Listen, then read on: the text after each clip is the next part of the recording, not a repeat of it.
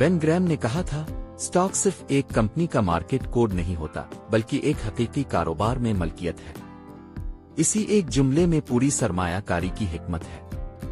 मगर मसला यह है कि ज्यादातर लोग स्टॉक को सिर्फ एक नंबर गेम समझते हैं, आज खरीदो कल सेल कर दो, मुनाफा हो या नुकसान। हकीकत इससे बिल्कुल मुख्तलिफ है। जब आप कोई स्टॉक खरीदते हैं तो आप दरअसल किसी कंपनी का छोटा सा हिस्सा खरीद रहे होते हैं।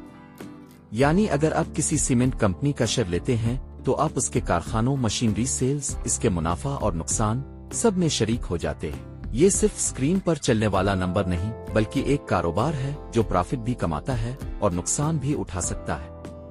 अब असल बात समझी, शेयर प्राइस ऊपर नीचे होती रहती है, मगर कारोबार की असल वैल्यू फौरन नहीं बदलती।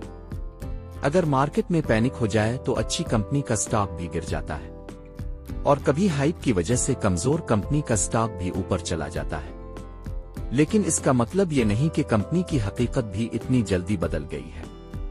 यही वो जगह है जहां ज्यादातर लोग गलती करते हैं। वो स्टॉक को कारोबार नहीं समझते, बल्कि एक ट्रेडिंग टोकन समझ लेते हैं। जल्दी में खरीदना, डर कर बेच देना और दूसरों को देखकर फैसला करना। अगर आप कामयाब इन्वेस्टर बनना चाहते हैं तो अपना माइंडसेट बदलना होगा।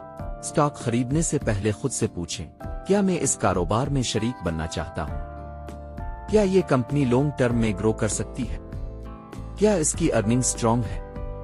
अगर जवाब हाँ में है तो फिर रोजाना प्राइस देखने की जरूरत नहीं, और अगर जवाब नहीं है तो सिर्फ प्राइस देखकर खरीदना वैसे ही है जैसे अंधेरे में तीर चिल्लाना। और जिस दिन अपने इसे नंबर नहीं बल्कि बिजनेस समझकर देखना शुरू कर दिया, इसी दिन आपके फैसले भी बदल जाएंगे और कंपनी के शेयर्स को परखने का आपका अंदाज भी बदल जाएगा।